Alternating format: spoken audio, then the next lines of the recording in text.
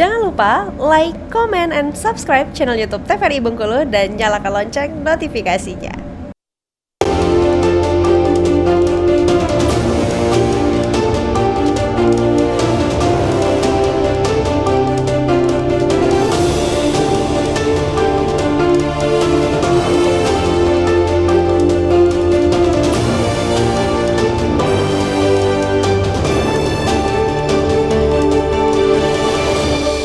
Terima kasih pemirsa TVRI Bengkulu, Anda kembali menyaksikan Berendo masih bersama saya Friko Zuhri dalam tema kali ini Natal atau perayaan Natal Okumene tahun 2024. Nah pastinya merayakan Natal di tahun 2024 ini dengan penuh sukacita, salah satunya adalah dengan menghias tadi atau memberikan dekorasi.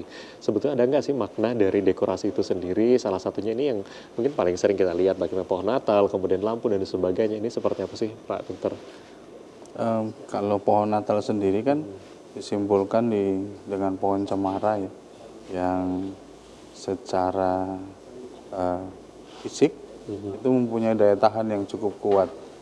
Nah, kehadiran Yesus dulu dimaknai datang di musim yang dingin, yang dimana pohon cemara bisa tahan di segala musim, yang juga mengisyaratkan bahwa bagaimana orang di dalam Tuhan bisa bertahan dalam segala situasi kehidupan. Dan itu dihias.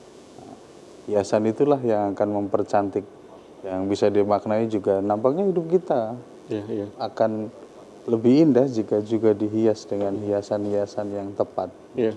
Selain bertahan dari segala situasi gitu, tapi juga harus dihias. Harus tampil dengan indah. Nah kan kebiasaan juga kalau kita melihat dalam perayaan Natal sering ada istilah ini tukar hadiah atau mungkin kartu ucapan dan sebagainya, tukar kado gitu ya. Ini ada maknanya atau seperti apa nih? Mungkin kalau dari Pak Edward gimana nih memaknai ya dari perayaan Natal di tahun 2024? Ya, jadi kalau ada tukar kado ada gitu ya. Kalau mungkin di masing-masing gereja juga variatif ya gayanya. Saya pikir ada juga dari anak-anak, mereka prepare untuk memberikan kepada kakek neneknya gitu. Dan itu dilaksanakan pada ibadah, ada rangkaian ibadah, ada menunjukkan bagaimana mewujudkan kasih itu, ada kepada yang janda dan duda gitu ya, ada kepada mungkin yang kurang mampu begitu. Yang pasti diwujudkan melalui aksi langsung itu. Karena aksi itulah yang sebenarnya ibadah gitu. Karena itulah yang real, itu yang nyata. Bukan hanya dalam kata-kata. Jadi memang ada aksi gitu yang kita tunjukkan. Harus ada aksinya gitu. Jadi mulai dari anak-anaknya sendiri, kita sudah tuntun mereka memahami itu dan mengerti itu. Benar, ini memang aksi berbagi gitu ya. Karena tadi tidak hanya kepada keluarga saja, tetapi dengan janda, dengan duda, bahkan dengan orang-orang yang katakanlah tidak mampu pun kita berikan hadiah gitu ya. Nah sebetulnya kalau untuk di perayaan tanggal 27 Desember nanti, apakah ada nanti akan puncak khusus gitu ya dilaksanakan untuk memeriahkan dari perayaan Natal di Provinsi Bengkulu untuk tukar hadiah atau tukar kado itu sendiri? Gimana nanti kalau untuk di puncak Provinsi Bengkulu? Ya, kalau di perayaan Natal nanti, ini juga sekaligus promo nih Pak.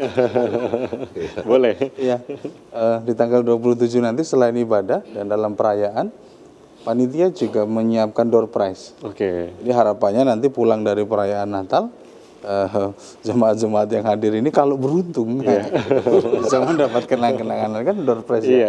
Jadi kalau beruntung bisa mendapat kenang-kenangan. Kami sudah menyiapkan door prize. Ya sedapat jangan disebutkan door prize. Cuman rodanya yang kurang. Rodanya 4 ya? Iya, ini termasuk bisa ditenagai listrik gitu. Luar biasa. Bisa dihidupkan dengan listrik.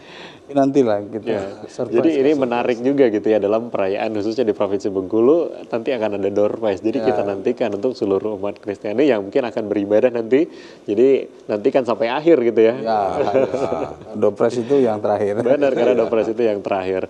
Jadi kan ini adalah momen kebersamaan lah dari umat Kristen di Provinsi Bengkulu khususnya. Kalau kita bicara mungkin beberapa tahun kemarin kita sempat dilanda namanya pandemi COVID-19, ini kan menjadi keterpurukan untuk kita semua gitu ya, masyarakat Bengkulu khususnya. Nah tapi di tahun ini menjadi perayaan yang cukup besar gitu ya bagi kita semua, menyambut sukacita bagi umat Kristiani. Apa sih sebetulnya momen yang betul-betul yang kita nantikan dalam perayaan Natal di tahun 2024 ini? Gimana nih Pak Edward?